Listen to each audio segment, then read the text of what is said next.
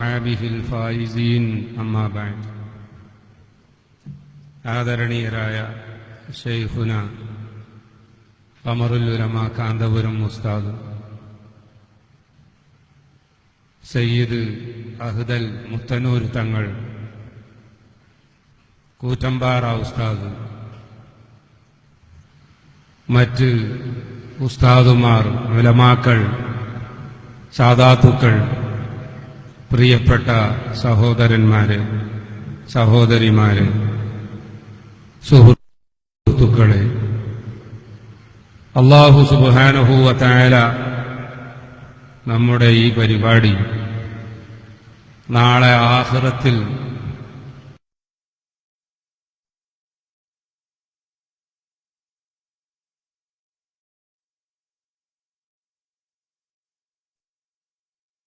നമ്മുടെ മീസാൻ ഒരു സ്വാലിഹായ അമലായി ചുരുക്കാവട്ടെ. ബഹുമാനപ്പെട്ട ശൈഖുന നമ്മുടെ ഉസ്താദുമാർക്ക്, സാദാത്തുക്കൾക്ക്, നേതാക്കൾക്ക്, പ്രവർത്തകർക്ക്, നമ്മുടെയൊക്കെ മാതാപിതാക്കൾക്ക്, ബന്ധപ്പെട്ടവർക്കൊക്കെയും അല്ലാഹു തആല ദീർഘായുസ്സും ആഫിയത്തും ദീനി ഖിദ്മത്തിനുള്ള തൗഫീഖും നൽകി അനുഗ്രഹിക്കുമാറാകട്ടെ. ബഹുമാനപ്പെട്ട കാന്തപുരം ഉസ്താദ് അവറുകൾ നിങ്ങളോട് ഉടനെ തന്നെ സംസാരിക്കും. അതിനു മുമ്പ് ഒരു 2 വാക്ക് മാത്രം ഞാൻ സംസാരിക്കാൻ ആഗ്രഹിക്കുകയാണ്.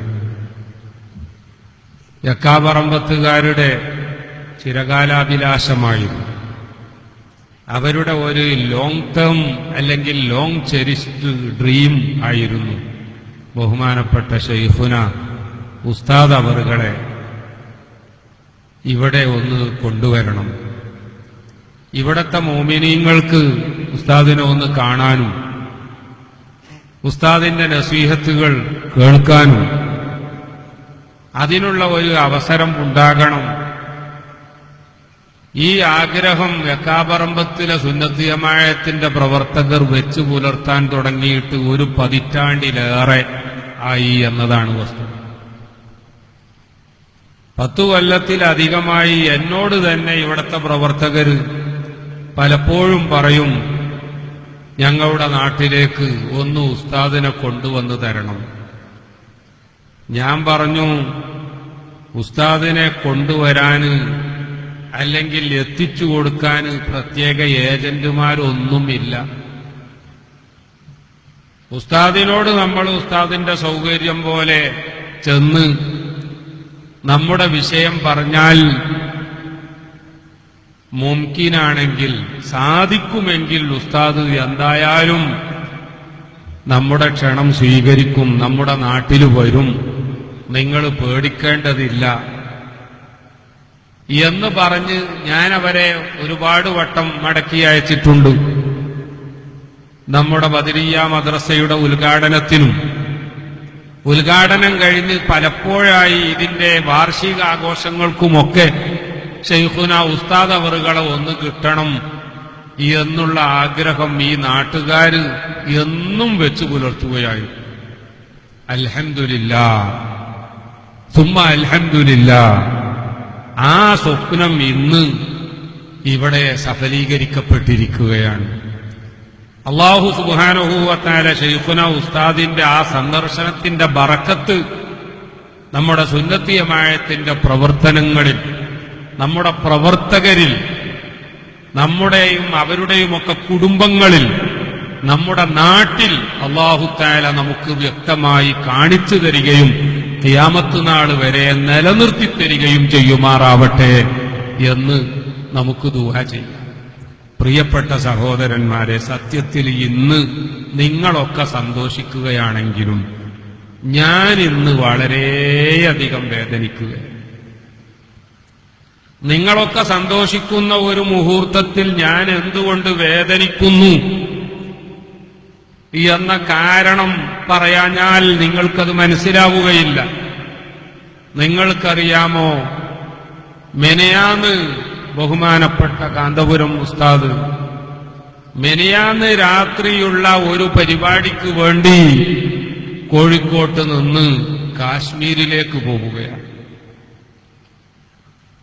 നമുക്കറിയാം, കാശ്മീർ എന്ന് പറയുന്നത് നമ്മുടെ അടുത്തുള്ള ഒരു പ്രദേശമല്ല, ഇന്ത്യ രാജ്യത്തിന്റെ വടക്കേ അറ്റമാണ്.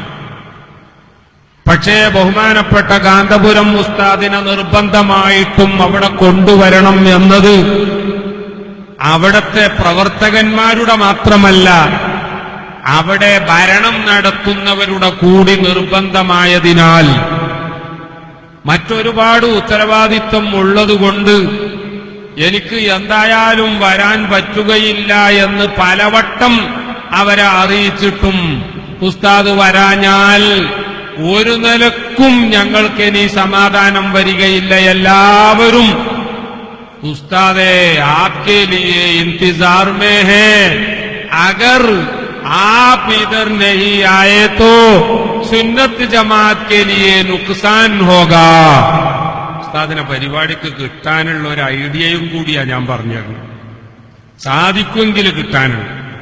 കാശ്മീരിലെ പ്രവർത്തകന്മാര് മാത്രമല്ല, അവിടെ ഭരണതലത്തിൽ സ്വാധീനമുള്ള വ്യക്തികൾ വരെ ഉസ്താദിനെ വിളിച്ചുകൊണ്ട് പറയുകയാണ്, അവസാന നിമിഷവും ഉസ്താദ് പോകും എന്നവർക്ക് ഉറപ്പ് കൊടുത്തിട്ടുണ്ടായിരുന്നില്ല.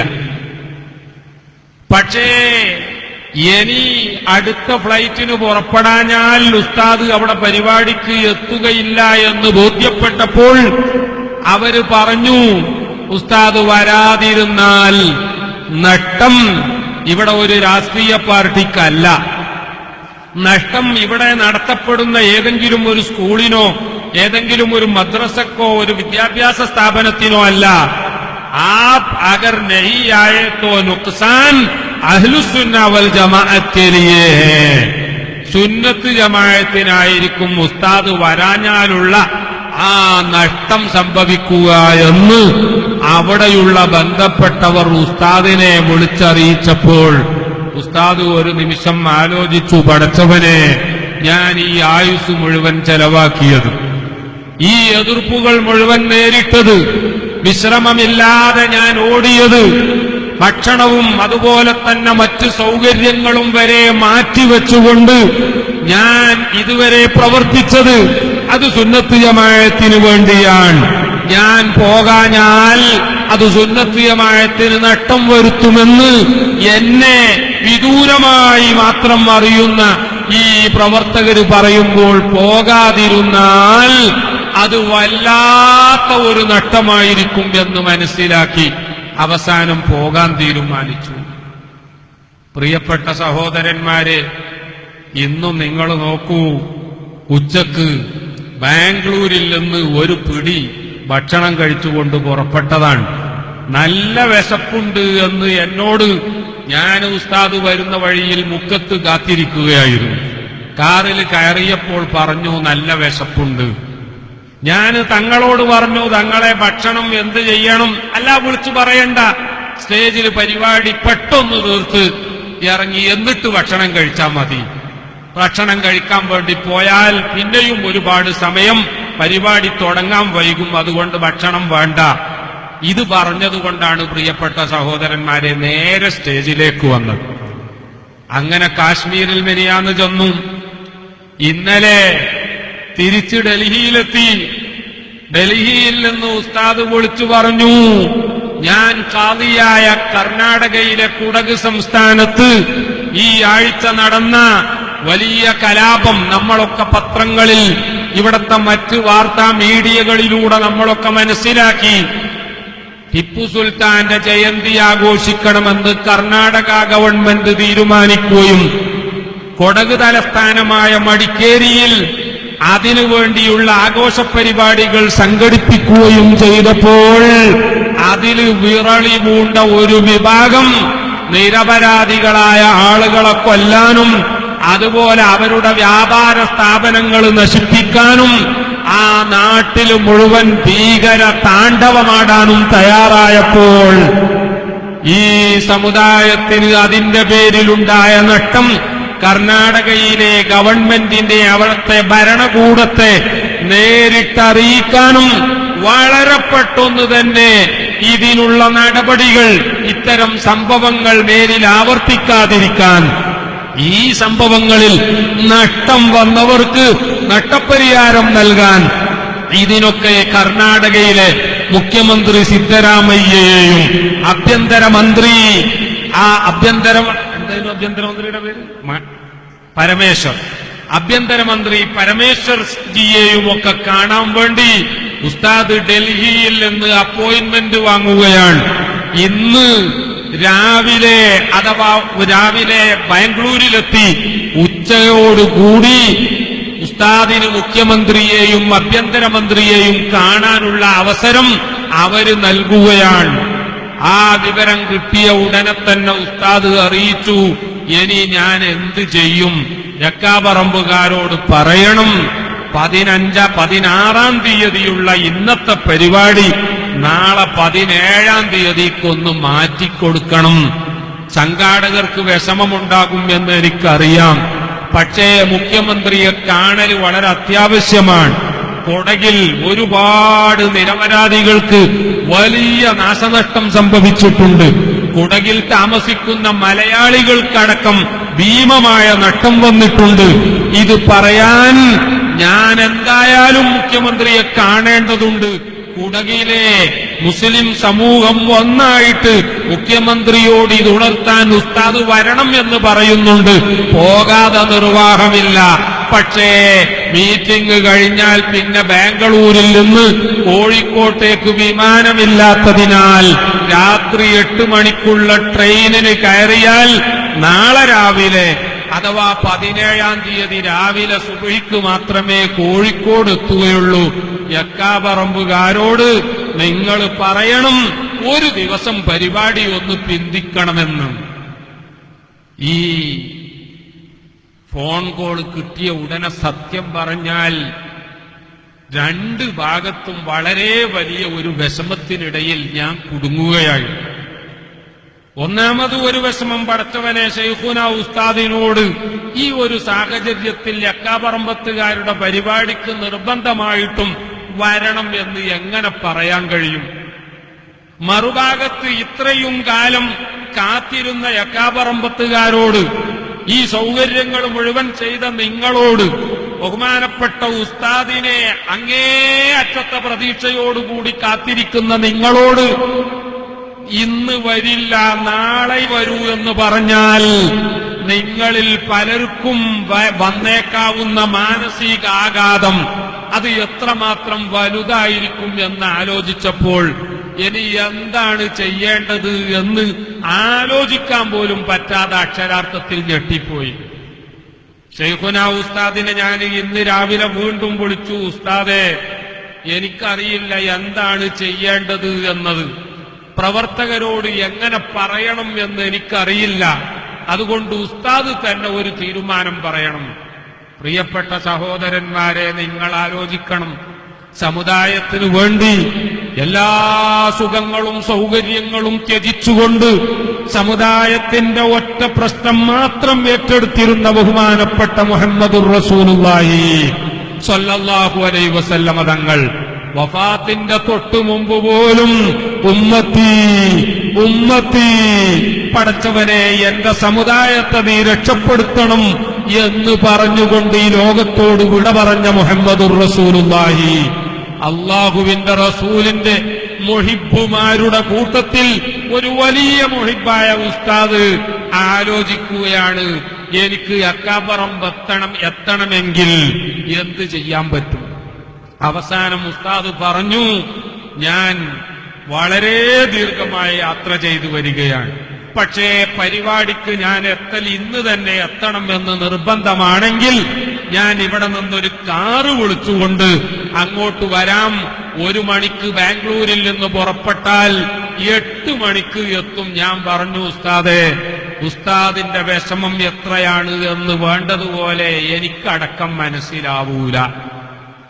ഉസ്താദ് ഇന്ന് ബാംഗ്ലൂരിൽ നിന്ന് കാറിന് വന്നാൽ എത്രമാത്രം വിഷമം സഹിക്കണം എന്നത് അടുത്തിടപഴകുന്ന എനിക്കടക്കം മനസ്സിലാവുകയില്ല.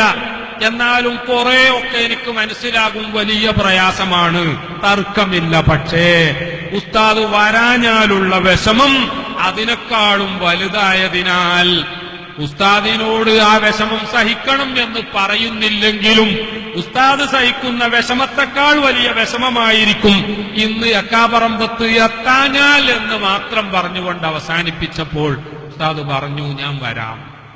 സുന്നത്തിയമായത്തിന് വേണ്ടിയല്ലേ ഞാൻ ജീവിക്കുന്നത്, സുന്നത്തിയമായത്തിന് വേണ്ടിയല്ലേ ഞാൻ ഈ ഓടുന്നത്. സുന്നത്തിയന്റെ പേരിൽ മാത്രമേ ഇല്ലാത്ത ആരോപണങ്ങൾ ഉന്നയിച്ചുകൊണ്ട് സ്വന്തം മതത്തിൽപ്പെട്ടവരും അല്ലാത്തവരുമൊക്കെ എതിർക്കുന്നത്. അതിനുവേണ്ടിയല്ലേ അവർ എന്നെ ക്രൂശിക്കാൻ ഒരുങ്ങുന്നത്. അതിനുവേണ്ടിയല്ലേ അവർ പ്രചണ്ഡമായ പ്രചാരണം നടത്തിക്കൊണ്ട് എന്നെ കള്ളനെന്നും കൊള്ളക്കാരനെന്നും തമ്മാടിയെന്നുമൊക്കെ പ്രചരിപ്പിക്കുന്നത്. അതൊക്കെ സുന്നത്തിയമായത്തിന് വേണ്ടിയല്ലേ. എങ്കിൽ സാരമില്ല, ഞാനത് സഹിക്കാൻ തയ്യാറാണ്, ഞാൻ അങ്ങോട്ട് വരാം എന്ന് പറഞ്ഞുകൊണ്ട് പ്രിയപ്പെട്ട സഹോദരന്മാരെ, 1 മണിക്ക് ബാംഗ്ലൂരിൽ നിന്ന് പുറപ്പെട്ട യാത്രയാണ്. വിശ്രമിച്ചിട്ടില്ല.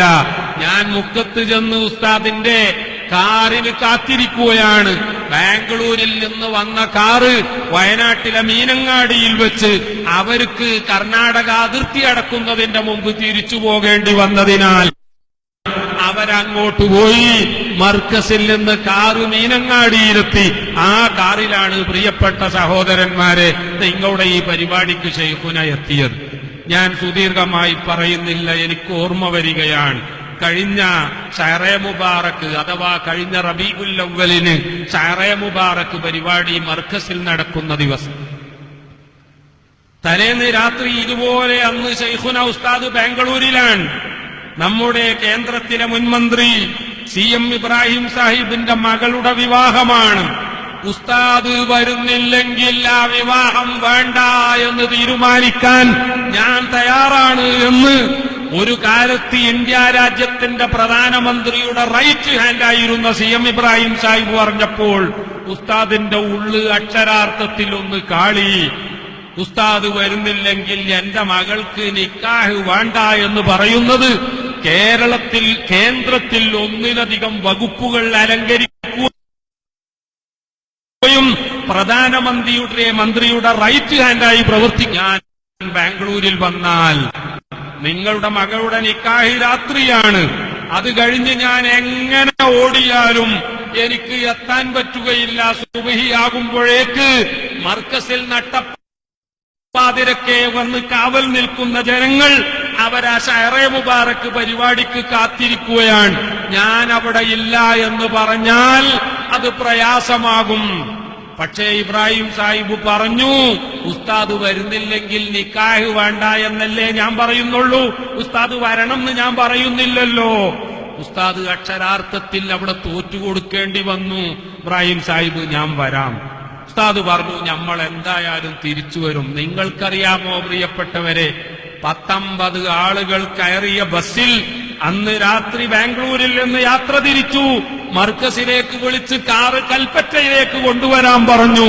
ആ ബസ്സിന് ഞങ്ങൾ ഒരുമിച്ച് വളരെ പരിമിതമായ സൗകര്യത്തിൽ കൽപ്പറ്റ വരെ എത്തിയ ഉസ്താദ് മർക്കസിൽ നിന്ന് വന്ന കാറിൽ ഓടി. സുബഹിയായപ്പോഴേക്ക് പള്ളിയിലെ ജമാഅത്ത് തുടങ്ങുമ്പോഴേക്കും മർക്കസിലെത്തി.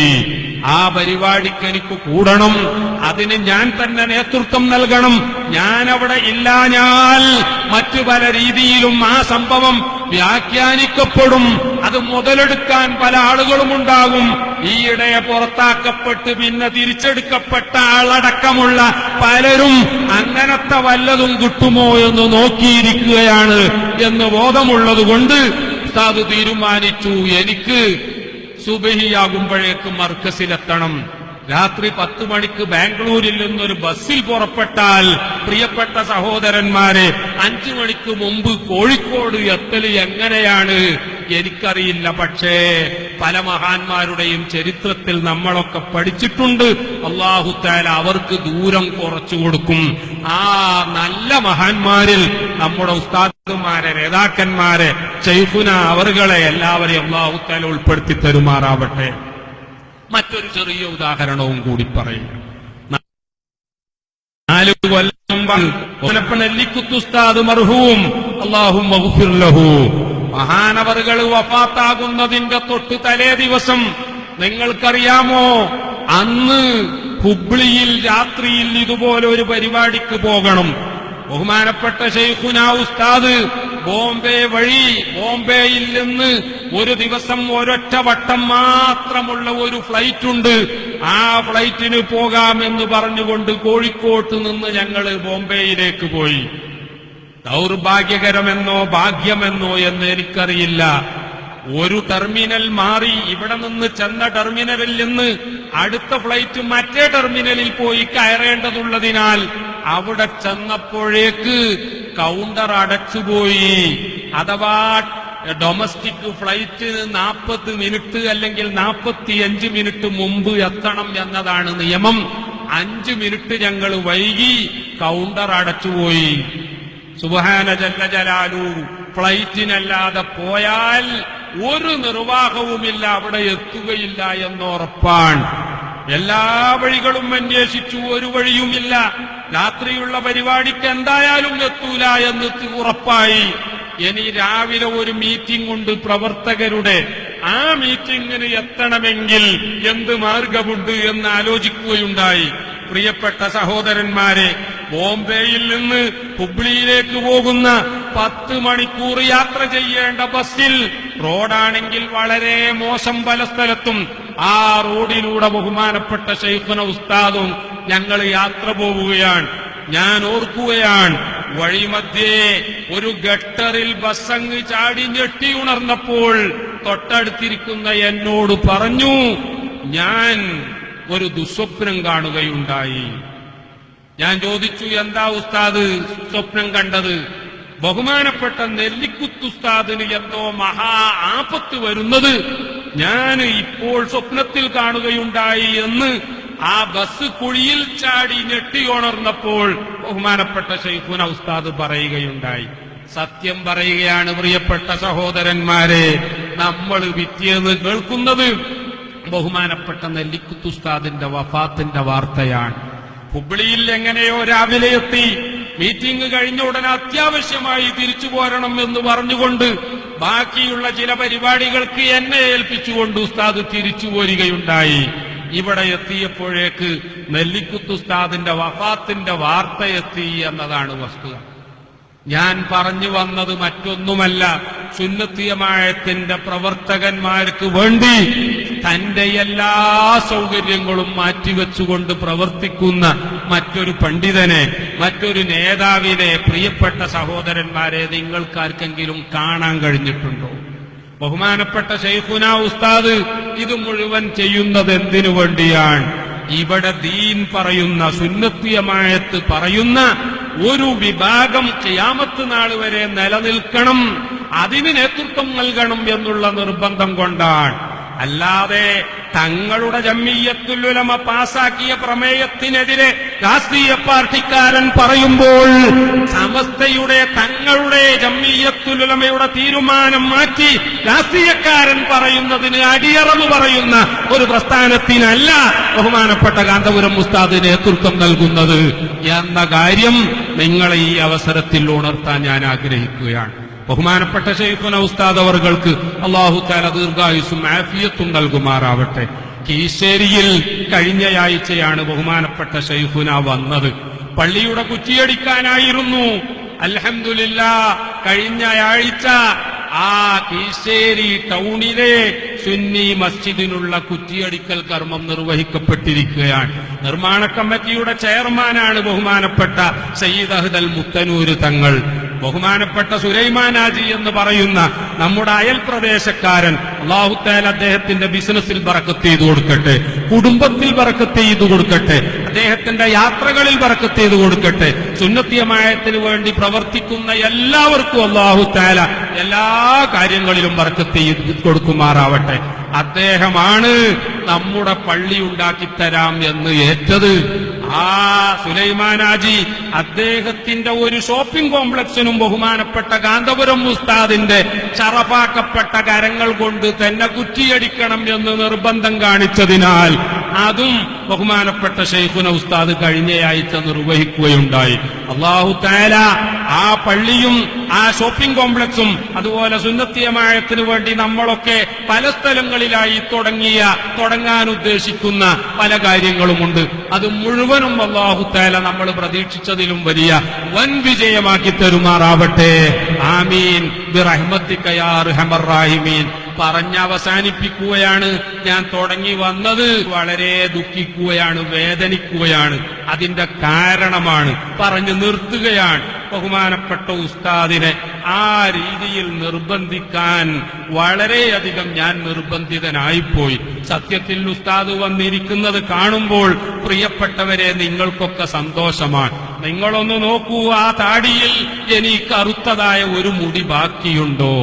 വയസ്സ് 70-ലധികമായിട്ടും ചെറുപ്പക്കാരായ നമുക്കൊന്നും ഉള്ളതുപോലത്തെ ഒരു ക്ഷീണവും പ്രകടിപ്പിക്കാതെ ബഹുമാനപ്പെട്ട ഉസ്താദ് വന്നിരിക്കുകയാണ്. സ്വന്തം വീട്ടിലേക്ക് എന്തെങ്കിലും കൊണ്ടുപോകാനല്ല, സ്വന്തം മകന് വല്ല ആസ്തിയും ഉണ്ടാക്കി കൊടുക്കാനല്ല, അല്ലെങ്കിൽ മരുമക്കൾക്ക് വീടുണ്ടാക്കി കൊടുക്കാനല്ല, മറ്റെന്തെങ്കിലും രാഷ്ട്രീയ അജണ്ട ഉണ്ടായതുകൊണ്ടുമല്ല. മുസ്ലിം ജമാഅത്തിന് രാഷ്ട്രീയ അജണ്ടകളുണ്ടോ എന്ന് പഞ്ചായത്ത് തെരഞ്ഞെടുപ്പ് കഴിഞ്ഞപ്പോൾ ചിലർക്കൊക്കെ സംശയമുണ്ട്. പക്ഷേ അതിന്റെ മുമ്പ് തന്നെ ചിലർക്ക് സംശയമുണ്ടായിരുന്നു. അതൊക്കെ ആവശ്യമാണെങ്കിൽ ആ അളവിൽ ഉപയോഗിക്കാനാണ് മുസ്ലിം ജമാഅത്ത് ഉണ്ടാക്കിയത് എന്ന് മാത്രം ഈ അവസരത്തിൽ നിങ്ങൾ മനസ്സിലാക്കിയാൽ മതി. സമൂഹത്തിന്റെ നാനോന്മുഖ പുരോഗതിക്ക് ആഷ്ടാൻ കൊണ്ട് ഒക്കെ നേടിയെടുക്കാൻ പറ്റുമോ? അത് മുഴുവൻ ചെയ്തിട്ട് എനിക്ക് കബറിനകത്ത് മാത്രമേ വിശ്രമമുള്ളൂ, ഭൂമിക്ക് മുകളിൽ ഭൗമോപരിതലത്തിൽ വിശ്രമം എന്നതൊരു പണ്ഡിതന് പറഞ്ഞതല്ല എന്ന് ലോകത്തിനു മുന്നിൽ പഠിപ്പിച്ച ഏക വ്യക്തിത്വം ബഹുമാനപ്പെട്ട കാന്തപുരം ഉസ്താദാണ്. അല്ലാഹുവേ ദീർഘായുസ് നൽകണേ, ആഫിയത്ത് നൽകണേ, തൗഫീഖ് നൽകണേ. പടച്ചവനെ സഹായിക്കുന്നവർക്ക് മുഴുവനും നീ ബറക്കത്ത് ഏറ്റി നൽകുമാറാവണേ. ആമീൻ ബിറഹ്മതിക യാ അർഹമർ റഹീമീൻ. പ്രിയപ്പെട്ടവരെ, എനിക്ക് ഇത്രയും അവസരം അനുവദിച്ചതിന് നിങ്ങൾക്ക് പ്രത്യേകം നന്ദി രേഖപ്പെടുത്തിക്കൊണ്ട് ഞാൻ അവസാനിപ്പിക്കുന്നു. വആഖിറു ദഅവാനാ അനിൽ ഹംദുലില്ലാഹി റബ്ബിൽ ആലമീൻ. വസ്സലാമു അലൈക്കും വറഹ്മത്തുള്ളാഹി വബറകാതുഹു.